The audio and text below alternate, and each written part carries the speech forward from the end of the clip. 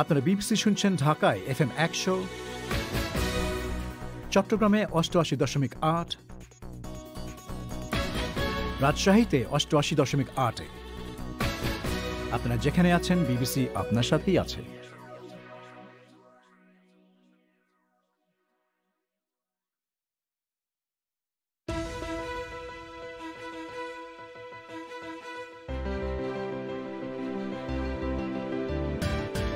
BBC বাংলার প্রবাহে প্রধান খবর। যুক্তরাষ্ট্রের জর্জিয়া রাজ্যে সেনেটের 2টি আসনের গুরুত্বপূর্ণ এক নির্বাচনের একটিতে ডেমোক্র্যাট প্রার্থী বিজয়ী বলে পূর্বাভাস, অন্যটিতেও ডেমোক্র্যাটরাই এগিয়ে। বাংলাদেশে কক্সবাজারের রোহিঙ্গা শিবিরগুলো ঘিরে কাঁটাতারের বেড়া, ওয়াচ টাওয়ার আর সিসিটিভি ক্যামেরা বসানো হচ্ছে বলছে সরকার। যে একটা কাঁটাতারের বেড়া আমরা তৈরি করব, যাতে করে এই মায়ানমারের নাগরিকরা যারা এখানে অবস্থান করছে তারা যেন যত্রতত্র না যেতে পারে, তারা যেন এক জায়গায় থাকতে পারে। শুনবেন এ নিয়ে। আর বাংলাদেশ থেকে বিদেশে যাওয়া শ্রমিকের সংখ্যা কমছে, তৈরি হচ্ছে ভিন্ন ধরনের দক্ষতা সম্পন্ন কর্মীর চাহিদা। বাংলাদেশ কি এই পরিবর্তনের জন্য তৈরি? শুনবেন প্রতিবেদন। এসব নিয়েই বিবিসি বাংলার আজ সন্ধ্যের প্রবাহ।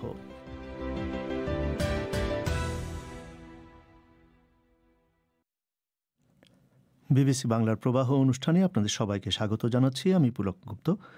রেডিওতে শর্টওয়েভ ছাড়াও অনুষ্ঠানটি শুনতে পাচ্ছেন ঢাকা সহ বাংলাদেশের বড় 10টি শহরে FM প্রচার তরঙ্গে, আর ইন্টারনেটে বিশ্বব্যাপী bbcbangla.com এই ওয়েবসাইটে। যুক্তরাষ্ট্রের জর্জিয়া অঙ্গরাজ্যের 2টি সেনেট আসনের নির্বাচনের একটিতে ডেমোক্র্যাট প্রার্থী বিজয়ী হয়েছেন বলে পূর্বাভাস দেয়া হচ্ছে। মার্কিন সংবাদ মাধ্যমগুলো বলছে যে রেভারেন্ড রাফায়েল ওয়ারনক রিপাবলিকান কেলি লফলারকে পরাজিত করেছেন। তার বিজয় চূড়ান্ত হলে তিনিই হবেন এই রাজ্য থেকে নির্বাচিত হওয়া প্রথম কৃষ্ণাঙ্গ সেনেটর। আর দ্বিতীয়টিতে ডেমোক্র্যাট জন অসফ তার রিপাবলিকান প্রতিদ্বন্দ্বী ডেভিড পার্ডিউয়ের চাইতে এগিয়ে রয়েছেন। এই দুটো আসনের ফলাফলের বিরাট রাজনৈতিক গুরুত্ব রয়েছে, কারণ দুটিতেই ডেমোক্র্যাটরা জিতলে তারাই সেনেটের নিয়ন্ত্রণ পেয়ে যাবে এবং পরবর্তী প্রেসিডেন্ট জো বাইডেনের জন্য তার নির্বাচনী এজেন্ডা বাস্তবায়নের পথ খুলে যাবে। আর শুনুন আফরোজা নীলার কাছে। গত কিছুদিন ধরেই প্রেসিডেন্ট ট্রাম্প নভেম্বরের নির্বাচনে জো বাইডেনের বিজয়কে উল্টে দেবার নানা চেষ্টা ছাড়াও আরও একটি কাজ করে যাচ্ছিলেন, তা হল জর্জিয়ায় সেনেট নির্বাচনে যাতে রিপাবলিকান 2টি আসনেই জেতে সেজন্য জোরে সোরে প্রচার চালানো। এ থেকে ব্যাপারটার গুরুত্বের একটা আভাস পাওয়া যায়, কারণ এই 2টি সেনেট আসনে জেতা রিপাবলিকান ও ডেমোক্র্যাট 2 দলের জন্যই অত্যন্ত জরুরি। রিপাবলিকানদের সেনেটে বর্তমানে সংখ্যাগরিষ্ঠতা রয়েছে এবং এই দুটির অন্তত একটি জিতলেই তাদের সে সংখ্যাগরিষ্ঠতা অক্ষুণ্ণ থাকবে। আর অন্যদিকে ডেমোক্র্যাটদের 2টি আসনেই জিততে হবে। তাহলে 100 আসনের সেনেটে উভয় দলেরই 50টি করে আসন হবে। কিন্তু আগামী ভাইস প্রেসিডেন্ট যেহেতু হচ্ছেন ডেমোক্র্যাট কমলা হ্যারিস, তাই গুরুত্বপূর্ণ ভোটাভুটির সময় তিনি টাইব্রেকিং ভোটটি দিয়ে ডেমোক্র্যাটদের জিতিয়ে দিতে পারবেন। ফলে বাইডেনের পক্ষে তার নির্বাচনী এজেন্ডাগুলো বাস্তবায়ন করতে সেনেটের অনুমোদন পাওয়া সম্ভব হবে। স্বাস্থ্য সেবা ও পরিবেশ রক্ষার বিভিন্ন কর্মসূচি, মন্ত্রিসভা ও বিচার বিভাগের নিয়োগ, এগুলো তখন তিনি সেনেটে পাশ করিয়ে নিতে পারবেন। তাছাড়া 2টি আসনে ডেমোক্র্যাটরা জিতলে মার্কিন কংগ্রেসের উভয় কক্ষেই তাদের নিয়ন্ত্রণ কায়েম হবে, যা 2009-এ বারাক ওবামার শাসনকালের পর আর ঘটেনি। আফরোজা নীলা।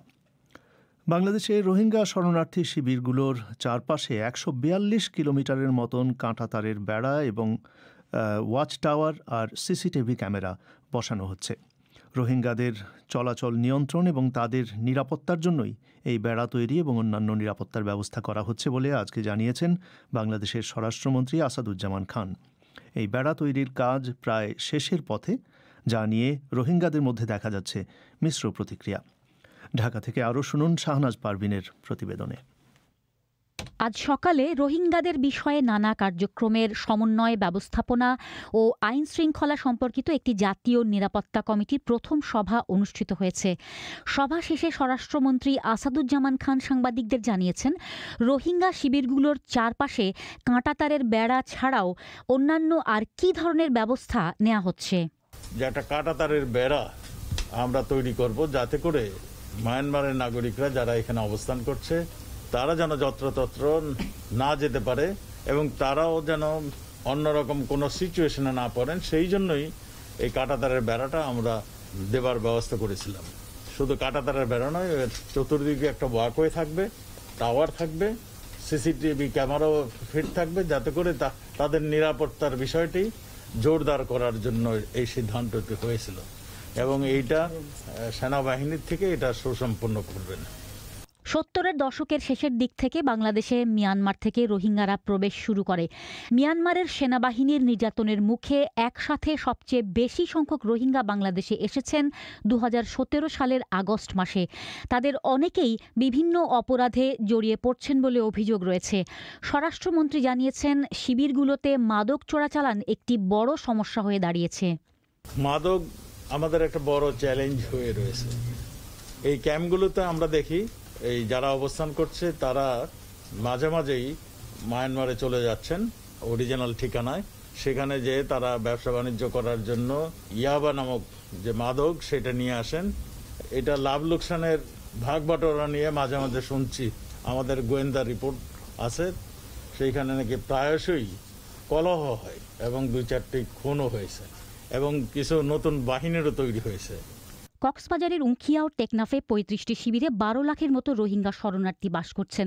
স্বরাষ্ট্রমন্ত্রী জানিয়েছেন, এগুলোর চারিদিকে মোট 142 কিলোমিটারের মতো উঁচু কাঁটাতারের বেড়ার প্রায় 111 কিলোমিটার তৈরির কাজ শেষের পথে। শরণার্থী ত্রাণ ও প্রত্যাবাসন কমিশনার শাহ রেজওয়ান হায়াত জানিয়েছেন, জুন মাস নাগাদ বেড়া তৈরির কাজ শেষ হবে। মেইন কাজ ম্যাক্সিমামই হয়ে গেছে। ছোট ছোট পকেট যেগুলো নিয়ে স্থানীয়দের জমি জমা আছে, ওগুলো নিয়ে কিছু কাজ বাকি আছে। কাজ চলবে, আরো 6 মাস চলবে, জুনের মধ্যে শেষ হয়ে যাবে। এটা কি কমপ্লিটলি শাটডাউন করা থাকবে? তারা ভেতরে থাকবে নাকি মাঝে মাঝে তাদের বাইরে আসতে দেওয়া হবে? মাঝে মাঝে কেন, প্রত্যেকটাই তো রাস্তা আছে, প্রত্যেক জায়গায় কোনো বন্ধ তো থাকবে না। কক্সবাজারের উখিয়ায় এখন স্থানীয়দের চাইতে রোহিঙ্গাদের সংখ্যা অনেক বেশি। স্থানীয়দের জীবনযাত্রা এ কারণে পুরোটাই বদলে গেছে।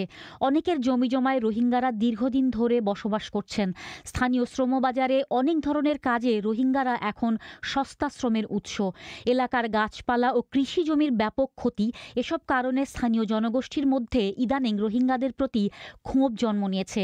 কাঁটাতারের বেড়া নিয়ে অবশ্য রোহিঙ্গাদের মধ্যে মিশ্র প্রতিক্রিয়া পাওয়া গেছে। যেমন নয়াপাড়া ক্যাম্পের একজন বাসিন্দা বলছিলেন, কাঁটাতারের বেড়া ইতিমধ্যেই তাদের জীবনযাত্রার উপরে প্রভাব ফেলতে শুরু করেছে। হ্যাঁ, আমাদের অসুবিধা হচ্ছে, জন্য বাইরে যেতে পারতেছি না। ধরুন আমাদের এখানে যেতে পারতেছি না। আর যদি কোনো সিরিয়াস যদি অসুখ হয়, নিজের টাকা দিয়ে করতে হলে আর বাইরে যাওয়ার অন্য করতে পারি না। এই সুবিধা কোনো কেস করতে পারছি না। যেখানে জমি করতাম এখানে যে হচ্ছে আর কি বেড়া বলতেছি যে এগুলো যে গ্রীষ্মকালে আমাদেরও এখানে পানির জন্য যেতে হয়, আর পানির জন্য যেতে পারবো না।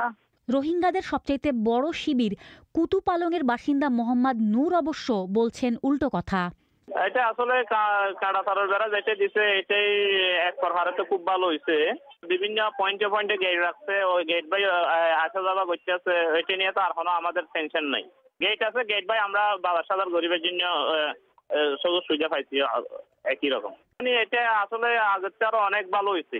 তাহলে এটাই সরকার করছে, এটাই তো অবশ্যই আমাদের মানি নিতে হবে। তবে কাঁটাতারের বেড়া দিয়ে আপাতত রোহিঙ্গাদের গতিবিধি নিয়ন্ত্রণের চেষ্টা করা হলেও তাদের মিয়ানমারে প্রত্যাবাসনই সরকারের মূল উদ্দেশ্য বলছিলেন স্বরাষ্ট্রমন্ত্রী আসাদুজ্জামান খান। ঢাকা থেকে শাহনাজ পারভিন।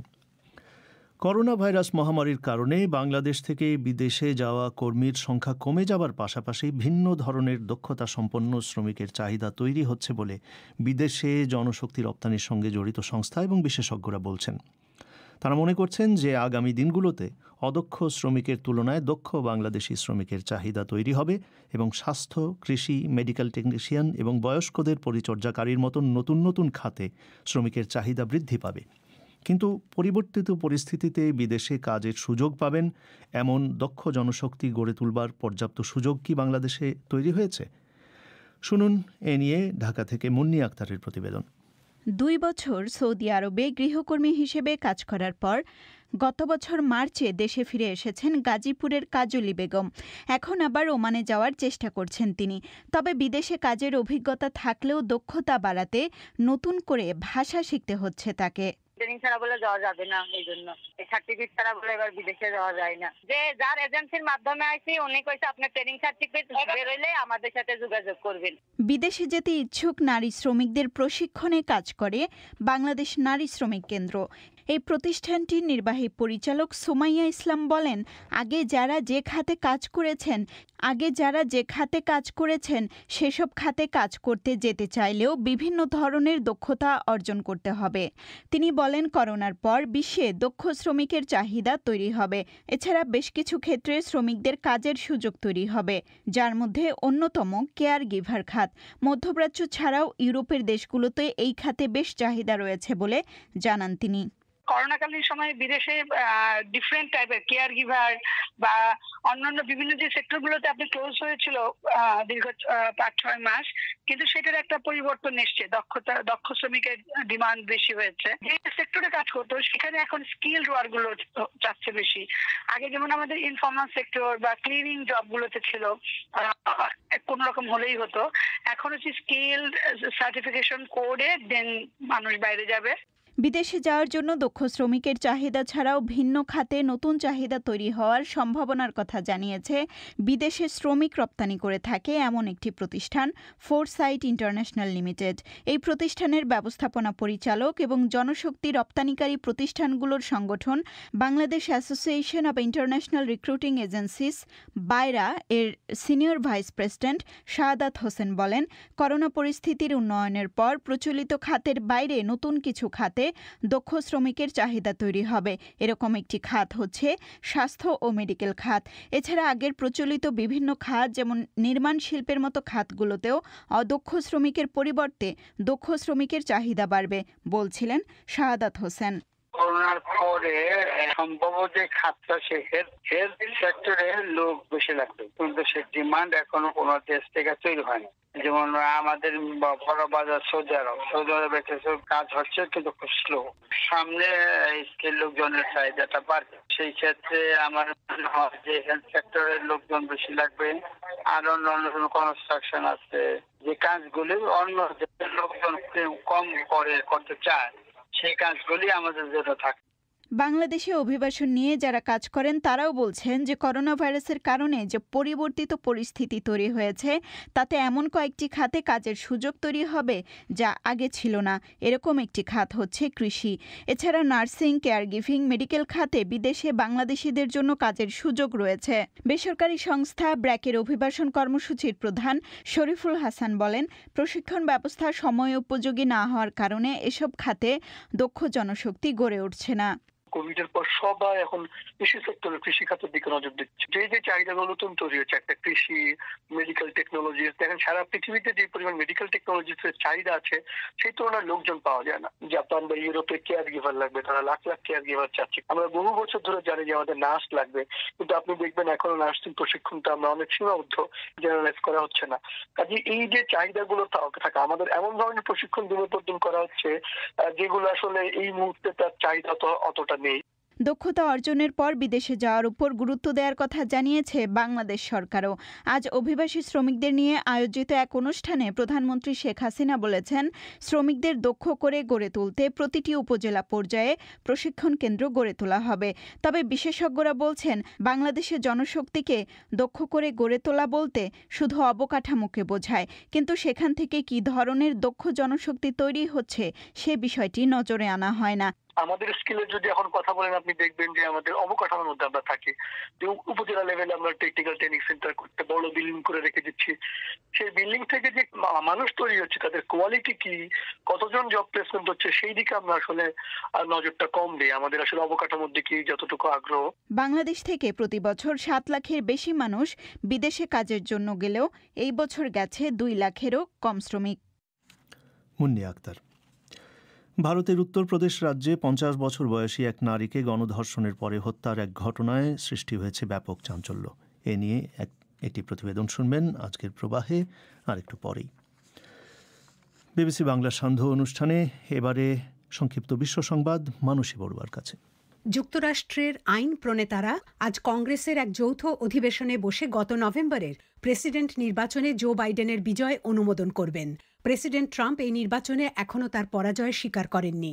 তিনি নির্বাচনে ব্যাপক কারচুপির অভিযোগ তুলেছেন এবং কিছু রিপাবলিকান সেনেটর জানিয়েছেন তারা এই নির্বাচনী ফল অনুমোদনের ব্যাপারে আনুষ্ঠানিক আপত্তি জানাবেন। প্রেসিডেন্ট ট্রাম্প জানিয়েছেন তিনি কংগ্রেসের এই অধিবেশনের আগে আমেরিকাকে বাঁচাও বলে তার হাজার হাজার সমর্থকের এক সমাবেশে বক্তৃতা দেবেন। হংকংয়ের পুলিশ 50 জনের বেশি গণতন্ত্রপন্থী রাজনীতিক এবং অধিকার কর্মীকে গ্রেফতার করেছে। গত বছর চীনের জারি করা এক নিরাপত্তা আইনে তাদের ধরা হয়।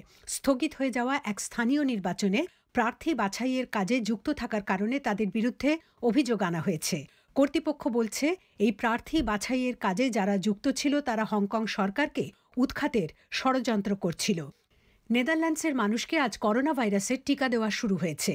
ইউরোপীয় ইউনিয়নে তারাই সবার শেষে এই কাজ শুরু করল। অন্যান্য ইউরোপীয় দেশের তুলনায় 10 দিন দেরিতে এই কাজ শুরু করার কারণে সরকারের তীব্র সমালোচনা চলছে।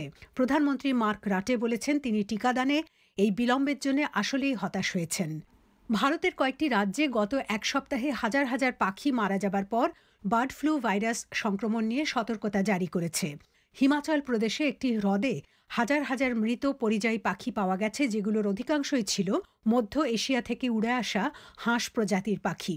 দক্ষিণের রাজ্য কেরালার কর্তৃপক্ষ বার্ড ফ্লু সংক্রমণের আতঙ্কে হাজার হাজার হাঁস মুরগি মেরে ফেলার নির্দেশ দিয়েছে। যুক্তরাষ্ট্রের উইসকনসিন অঙ্গরাজ্যের সরকারি কৌঁসুলিরা জানিয়েছেন গত অগাস্টে কেনোসা শহরে জেকব ব্লেক নামে এক কৃষ্ণাঙ্গকে গুলি করার অভিযোগে যে শ্বেতাঙ্গ পুলিশ সদস্যের বিরুদ্ধে তদন্ত হয়েছে তাকে অভিযুক্ত করা হবে না। গুলির ওই ঘটনা নিয়ে রাস্তায় ব্যাপক দাঙ্গা হয়েছিল। পুলিশের গুলিতে পঙ্গু হয়ে যাওয়া জেকব ব্লেকের আইনজীবী বলেছেন তার মক্কেলকে লক্ষ্য করে 7টি গুলি করা হয়েছিল এবং তার অনেক প্রমাণ থাকা সত্ত্বেও সরকারি কর্তৃপক্ষের এই সিদ্ধান্তে তারা হতাশ। উইকিলিক্সের প্রতিষ্ঠাতা জুলিয়ান অ্যাসাঞ্জকে জামিন দেওয়ার একটি আবেদন ব্রিটেনের একটি আদালত খারিজ করে দিয়েছে। বিচারক বলেছেন তাকে মুক্তি দেওয়া হলে তিনি আপিলের জন্য আদালতে হাজির নাও হতে পারেন, এমন মনে করার যথেষ্ট কারণ রয়েছে। রাষ্ট্রীয় গোপন নথি ফাঁসের অভিযোগে বিচারের জন্য আমেরিকা মিস্টার অ্যাসাঞ্জের প্রত্যর্পণ চায়, কিন্তু সোমবার ব্রিটেনের একটি আদালত তাকে প্রত্যর্পণের বিরুদ্ধে রায় দেয়। আপনারা শুনছেন বিবিসি বাংলার প্রবাহ। এবারে আজকের খেলার খবর।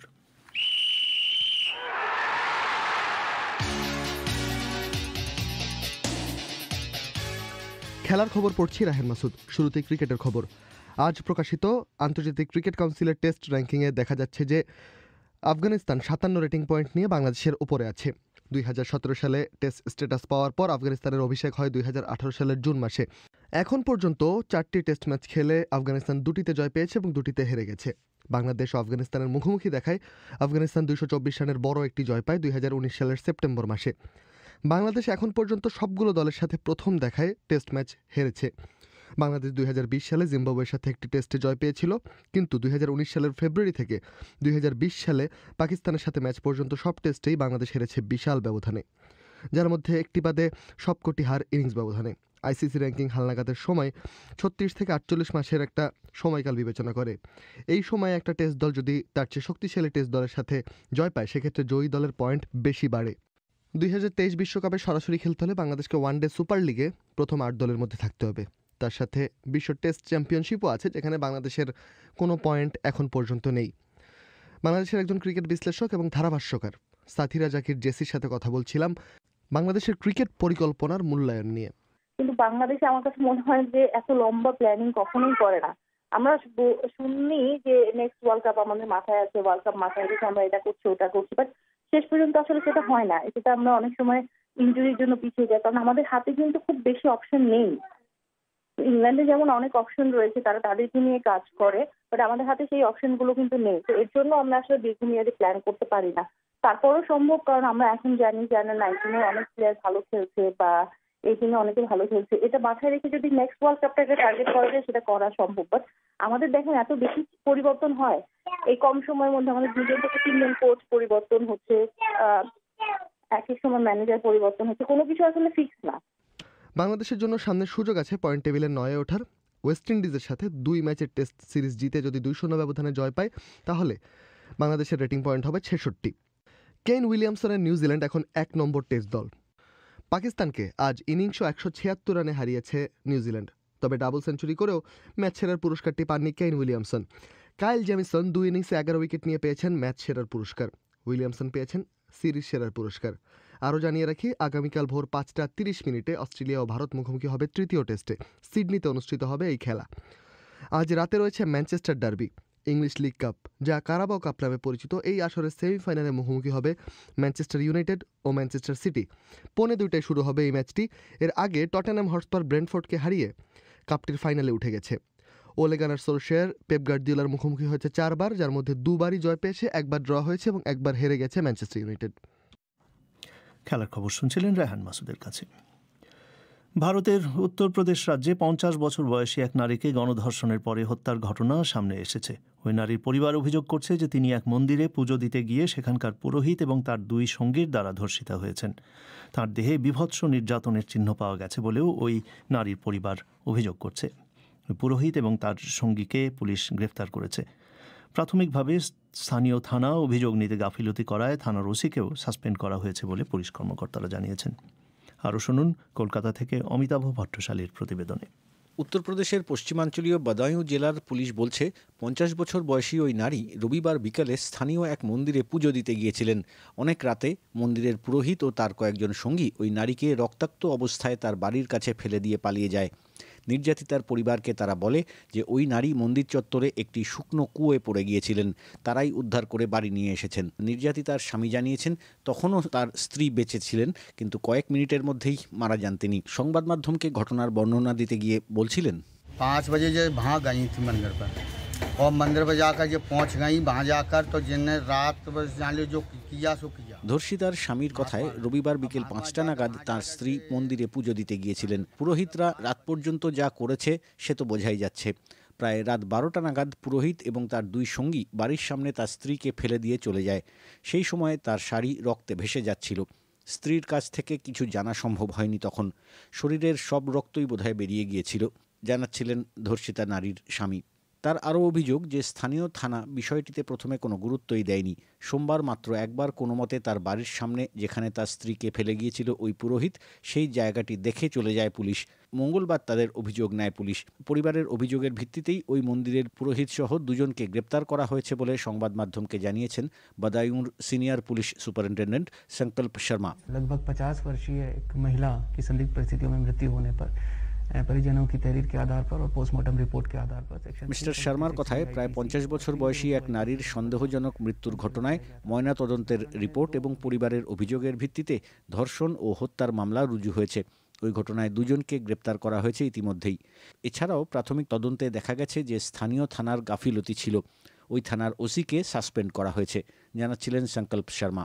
2012 সালের ডিসেম্বরে দিল্লিতে নির্ভয়া নামে পরিচিত যে ছাত্রীকে চলন্ত বাসে গণধর্ষণ করে হত্যা করা হয়েছিল, সেই ঘটনায় যেমনভাবে তার যৌনাঙ্গে লোহার রড ঢুকিয়ে দেওয়া হয়েছিল, বদায়ুঁর নির্যাতিতা নারীকেও একইভাবে অত্যাচার করা হয়েছে। ওই নারীর দেহের ময়নাতদন্তে অতিরিক্ত রক্তক্ষরণের কারণেই মৃত্যু হয়েছে বলে মনে করছেন বদায়ুঁর chief medical officer Yashpal Singh. जो टीयर्स हैं प्राइवेट पार्ट्स पर वो आए हैं और उसको फ्रैक्चर है, रिब का फ्रैक्चर है और उसके जो है एक মিস্টার সিংয়ের কথায় ওই নারীর যৌনাঙ্গে ক্ষত পাওয়া গেছে।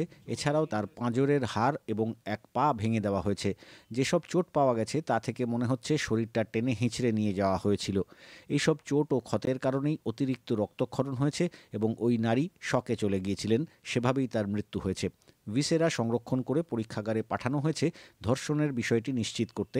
তবে মৃতদেহ দেখে মনে হয়েছে যে ধর্ষণই করা হয়েছে তাকে, জানাচ্ছিলেন chief medical officer Yashpal Singh. উত্তরপ্রদেশের হাথরাসে দলিত সম্প্রদায়ের এক তরুণীকে গণধর্ষণ করা হয় মাস 3 আগে। দিল্লির এক হাসপাতালে কয়েক সপ্তাহ চিকিৎসার পরে ওই তরুণীর মৃত্যু হয় এবং পুলিশ তার পরিবারের সম্মতি না নিয়ে মাঝরাতেই তার মৃতদেহ জ্বালিয়ে দেয়। ওই ঘটনা নিয়ে ব্যাপক আলোড়ন হয়েছিল। সেই একই রাজ্যে 3 মাসের মধ্যে আবারও এক নারীর ওপরে নৃশংস অত্যাচার চালিয়ে হত্যা করা হলো। অমিতাভ ভট্টশালী। শ্রোতাদের এখানে জানিয়ে রাখি যে বিবিসি বাংলার 2টি রেডিও অনুষ্ঠান শর্টওয়েভেও এখন শোনা যাচ্ছে। বাংলাদেশ সময়ে সন্ধ্যে 7:30, ভারতীয় সময় 7টায় প্রবাহ প্রচারিত হচ্ছে 9510, 9900 আর 11750 কিলোহার্টসে, যথাক্রমে 31, 31 এবং 25 মিটার ব্যান্ডে। আর বাংলাদেশ সময় রাত 10:30 এবং ভারতের রাত 10টায় পরিক্রমা প্রচারিত হচ্ছে 7265 এবং 9585 কিলোহার্টসে, যথাক্রমে 41 ও 31 মিটার ব্যান্ডে। এবারে সামাজিক মাধ্যমে আজ বাংলাদেশের যে সমস্ত ঘটনা খবর সবচেয়ে বেশি ট্রেন্ডিং ছিল তার খবর জানাচ্ছেন আফরোজা নীলা।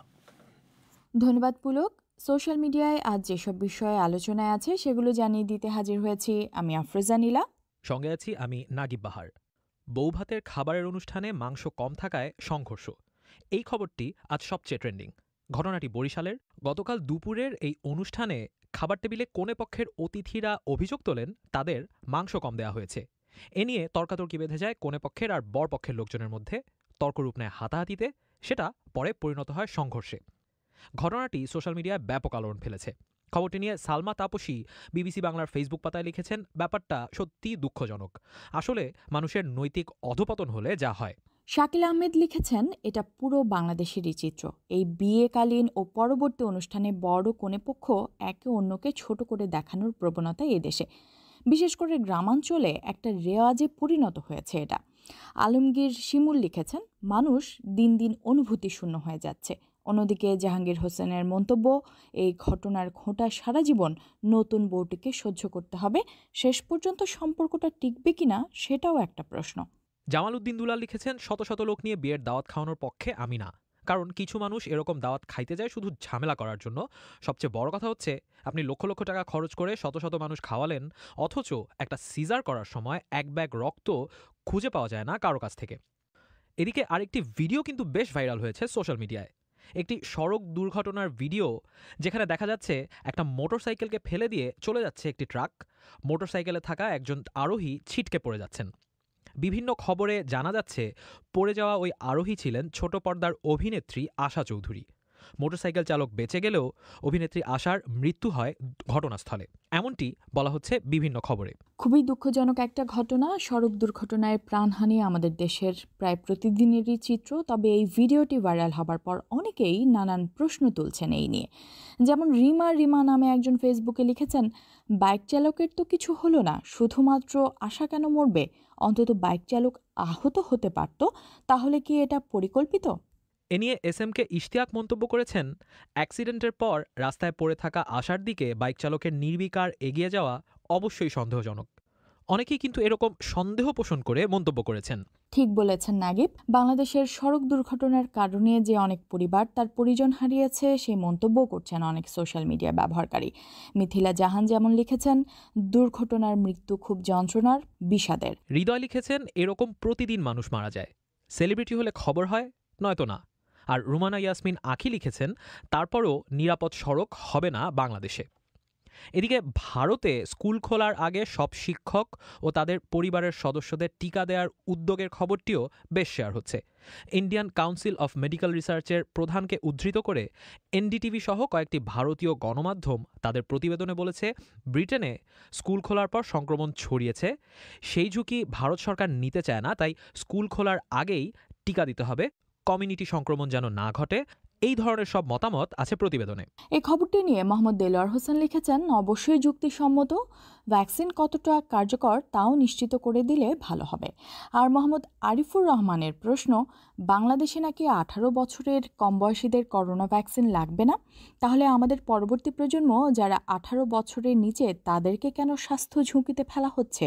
যেখানে ইউরোপ আমেরিকাতে সব বয়সী লোকদের ভ্যাকসিনের আওতায় আনা হয়েছে, সেখানে বাংলাদেশ কেন এই ধরনের ব্যতিক্রমী সিদ্ধান্ত নিয়েছে? এরকম নানান মন্তব্য আছে এই খবরটি নিয়ে।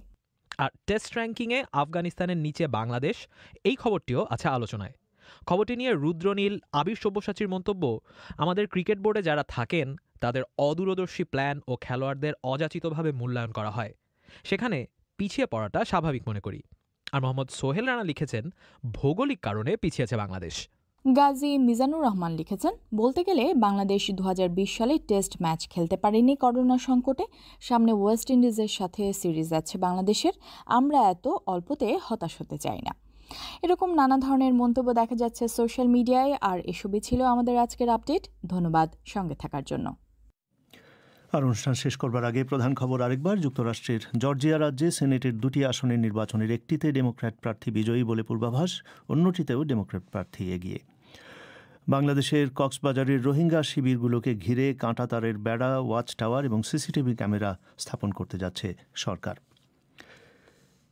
এরই সঙ্গে শেষ করছি আজকের প্রবাহ। আমাদের পরবর্তী অধিবেশন পরিক্রমা, তাতে থাকবে খেলার জগৎ নিয়ে সাপ্তাহিক আয়োজন। প্রচারিত হবে বাংলাদেশের সময় আজ রাত 10:30, ভারতের সময় 10টায়। শুনবেন আশা করে। লন্ডন থেকে আমি পুলক গুপ্ত আপাতত এখানেই বিদায় নিচ্ছি। ভালো থাকবেন।